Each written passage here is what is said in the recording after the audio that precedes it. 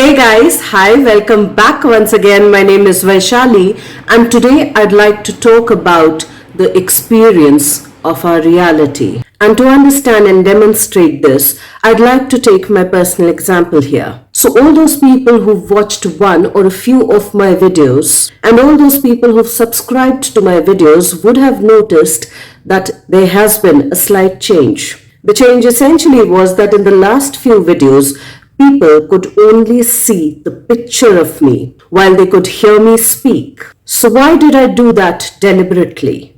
Why was it done consciously? Well, to me, it was being able to understand our own reality through our own perceptions, through our own senses operating differently, and at the same time allowing myself a chance to understand the perception of those whose some senses out of the 5 or the 6 senses that we talk about are more highly tuned in, while as the other sense or the other senses may not necessarily be that tuned in to what we consider as normal. And when I did that deliberately, when I did that consciously, I realized that I was getting more aware of the words that I used, because a part of me understood that many of us take our body language for granted.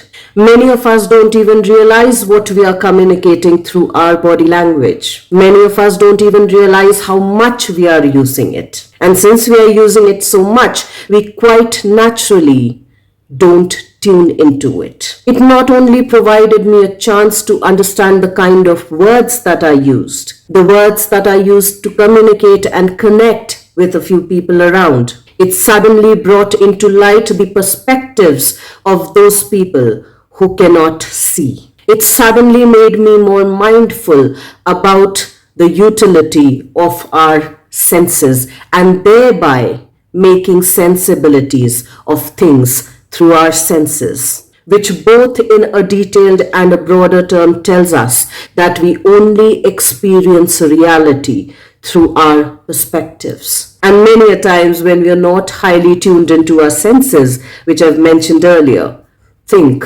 of what actually we are doing. Many a times the way we use our senses or the way we are tuned into our senses may disable us from understanding somebody else's reality, somebody else's version of their reality. For would I today, assuming that all of my faculties are working, perceive the reality the same way when compared to somebody whose probably eyesight is not as great as mine or can't even see? Will I have the same experiential reality compared to somebody who cannot hear that well or who cannot hear completely? Will my experience of my reality be the same compared to somebody who cannot speak? Quite naturally not, but till I put myself in their shoes, I would be projecting my idea of my reality onto somebody else. I would probably be even dismissing somebody else's reality. I would probably even miss out on the varied perspectives of our reality, of our co-shared reality, and probably miss out even on the chance of having an enriched human experience. And some might argue that some human experiences are more disturbing than enriching. And that just might be one other aspect of our reality, of our experiential reality. Not being able to perceive the reality through somebody else's lens may even deprive me of developing my own empathetic abilities, of my own empathies. So when I made that deliberate change, it was also to capture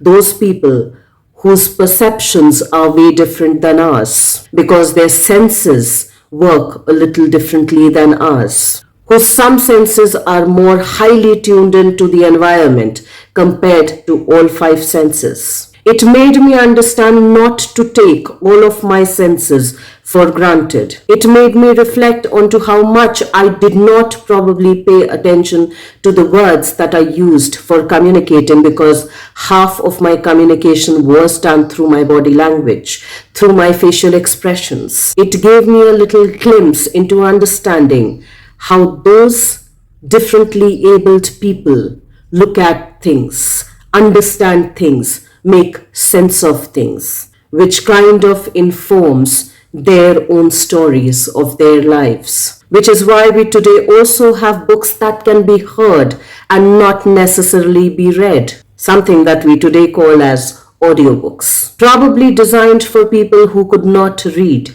Probably designed for people who are constantly on the go and do not like to carry the weight of the book. Probably designed for people who do not really like to read but are interested in having to understand a book, having the author's perspective being narrated to them, and even probably designed for people who could not invest that kind of money to purchase books, but at least can gather somebody's perspective by just listening to them. Many a times we'll also understand that when we read the same book over a period of time, at different points in our lives, we read the same thing a little differently. We perceive the same words a little differently. We make sense of the same thing a little differently. So not only I indulge in the chance of reading the book, but also reading the same book at different points in my life. And yet I also indulge in listening to audiobooks. For I do get informed a little differently when I tune in more to one of my senses, when I focus my attention to one of my senses. And I am informed differently when I think, when I feel that all of my senses are tuned in. Likewise, I take up this activity when I watch few of my favorite movies.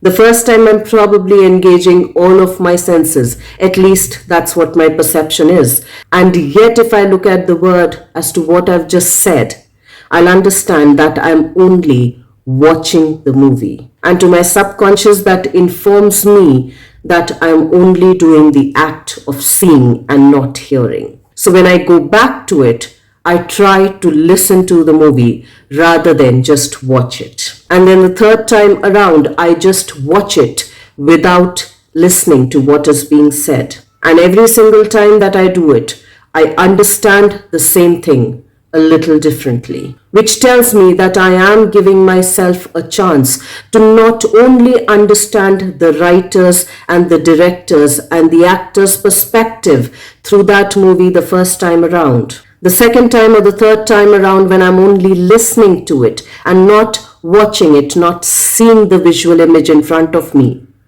I'm trying to understand the same thing through a different lens by finally tuning in to one of my senses, to understand how I understand the same thing a little differently by then. The next time around, when I'm only watching it, when I'm only seeing it and not listening to it, I understand the same thing a little differently through my own senses, to be able to understand how many of us who only get a chance to understand things through few of their senses that are finely tuned in, perceive the same reality a little differently. And in my understanding, that helps me develop a broader perspective of our own reality, of our own experience of our diversified reality, even when the reality is unified. And last but not the least, it makes me a little more grateful to be blessed with the faculties, with all of the 5 faculties that are functioning as of today, that I can choose to tune into one and choose to tune out of the other to be able to experience my reality differently. Which reminds me of this quote which informs us about the paradox of our existence. Perception is real even when it's not the reality. Let's try and enrich our perspectives by reflecting on the perspectives developed through our senses. And I will see you once again the next week. Till then, stay tuned in. And guys, if you do like the contextual content of my videos, please do like, share, and subscribe.